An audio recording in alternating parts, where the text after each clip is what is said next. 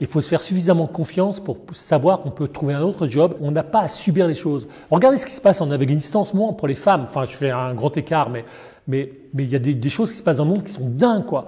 Nous, à notre petite échelle, mais c'est rien tu vois, de partir d'une boîte, de se dire on va partir 2 ans en Australie, en Angleterre, c'est rien par rapport à ce que vivent d'autres populations dans le monde. C'est pour ça que je dis qu'il faut vivre à fond. Parfois, on se fait un monde de choses qu'on pourrait nous-mêmes, à titre personnel, éclater.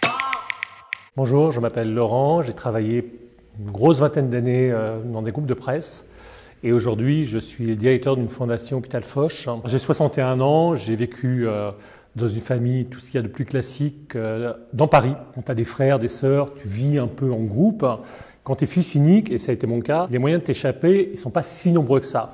Et en tout cas, à mon époque, des moyens de s'échapper, ça passait d'abord par la lecture, c'est un moyen de s'évader. Et puis, ça passait également par se constituer des groupes d'amis. J'ai trouvé un intérêt de partager avec l'autre des choses, des sentiments, des jeux.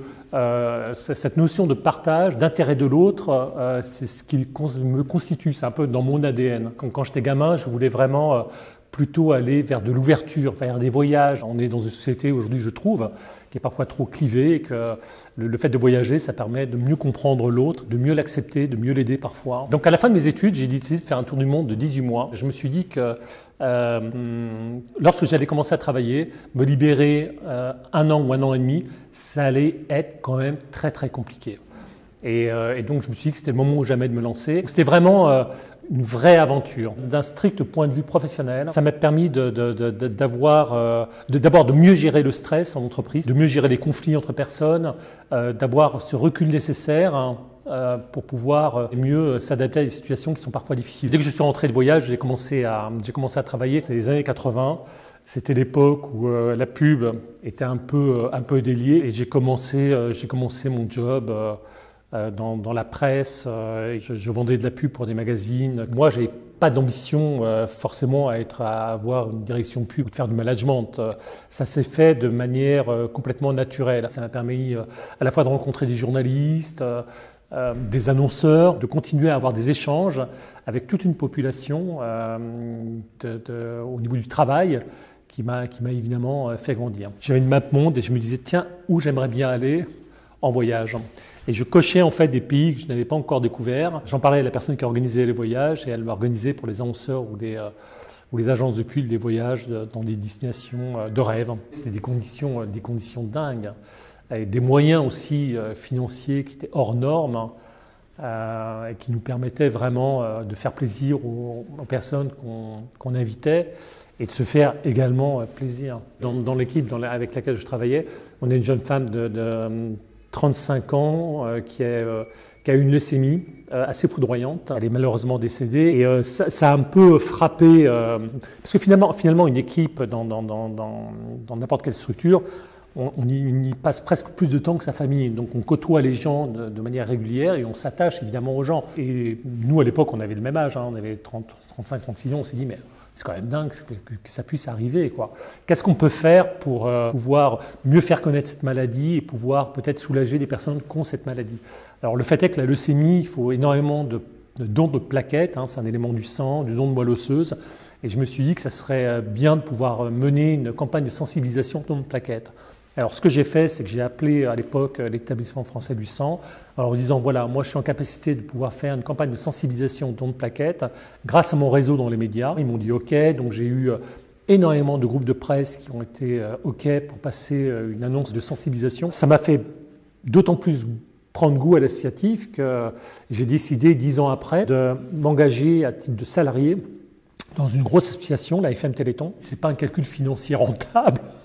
Mais c'est un calcul humain qui est largement bénéficiaire. Je trouve que ça a beaucoup de sens, ça a beaucoup de profondeur, de pouvoir faire un métier qui puisse bénéficier à des personnes qui sont en difficulté. Quand on a la possibilité de faire ce choix-là, de mettre au bénéfice de structures son réseau, c'est les gens qu'on connaît en amenant des énergies pour pouvoir aider l'autre, voilà, si on a la possibilité de le faire et l'envie de le faire, il faut y aller. En 2017, j'ai été sollicité pour venir travailler à la Fondation Foch. L'hôpital Foch, c'est un hôpital privé à but non lucratif qui s'appuie sur une fondation pour financer des projets de recherche à court terme. C'est-à-dire d'aller voir des donateurs, des entreprises en disant voilà, vous donnez des fonds, vous pouvez voir votre investissement dans 1 an ou 2 ans. Par exemple, on a financé la première greffe d'utérus en France qui a été réalisée par le professeur Jean-Marc Ayoubi ici à l'hôpital Foch. C'est 1 million d'euros une greffe d'utérus. Ce qui m'a plu dans cette chirurgie-là, c'est que l'utérus est donné par la maman. C'est que la maman donne à sa fille l'utérus pour qu'elle porte son propre fils. Et je trouvais l'image, ce lien-là, tellement beau, tellement fort, qu'effectivement, ça m'a touché particulièrement. Moi, je ne suis pas médecin, je ne suis pas professeur de médecine, et pour autant, je sens que la Fondation, quand je dis j'englobe évidemment mon équipe, on ne fait rien, encore une fois, rien seul, mais toute cette énergie-là, au bénéfice de la médecine, et la finalité, c'est le patient, c'est formidable. Alors, moi, je vis comme si j'allais mourir demain. Cette philosophie, elle vient de cette collègue de travail qu'on a perdu malheureusement à 35 ans. Et puis moi, je vis dans un hôpital, donc évidemment, l'hôpital, c'est fait pour soigner, mais malheureusement, la vie fait que parfois ça se passe mal. Je ne veux surtout pas avoir de regret de me dire que j'aurais dû. Et de ne jamais remettre à demain ce qu'on peut faire aujourd'hui. Mais c'est valable ce que je dis d'ailleurs à mon équipe. Le jour où ils ne me supporteront plus, je leur dis il faut partir. On n'est pas obligé de subir le dictat d'un petit chef, d'un patron. Il faut se faire suffisamment confiance pour savoir qu'on peut trouver un autre job avec quelqu'un ou quelqu'une beaucoup mieux et dans lequel on sera plus à l'aise. C'est ça que je suis en train de dire. C'est qu'on n'a pas à subir les choses. Regardez ce qui se passe en Afghanistan en ce moment pour les femmes. Enfin, je fais un grand écart, mais il y a des choses qui se passent dans le monde qui sont dingues, quoi.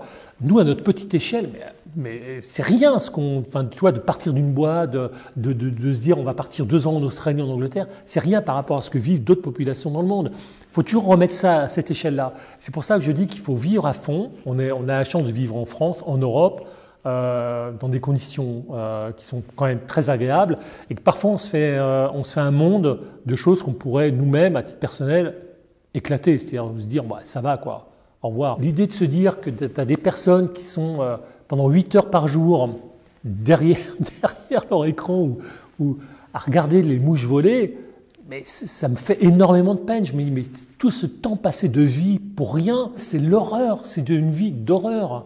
Donc moi je me suis toujours attaché quand je bossais, même quand j'avais pas suffisamment de boulot, ça m'est arrivé quand j'étais dans la presse, de générer du travail. Non pas pour la boîte, parce que tout ça c'est éphémère, mais pour soi, pour se dire putain je bouge quoi, je fais des trucs. C'est juste triste de toucher sa paye en se disant je mets de côté pour partir en vacances à la fin de l'année, mais au secours. La vie, c'est tous les jours, c'est au jour le jour, comme si tout mourait demain. Et voilà, il faut aussi être capable de ne pas attendre de l'autre et de prendre la main. Et prendre des risques, c'est de temps en temps prendre la main sur sa vie. On ne pourra jamais reprocher à quelqu'un d'essayer d'innover, d'être créatif, de proposer. La vie, c'est en mouvement, donc ça doit être toujours en mouvement. Le sel de la vie, c'est ça, c'est de se dire, dans 10 ans, je ferai carrément autre chose. Moi, j'ai bossé dans la presse, je me retrouve à la tête d'une fondation. Je veux dire, à 25 ans, si on m'avait posé la question en disant qu'est-ce que tu vas faire plus tard, à quel moment j'allais dire quand je serai vieux, je serai DG d'une fondation. J'en savais rien.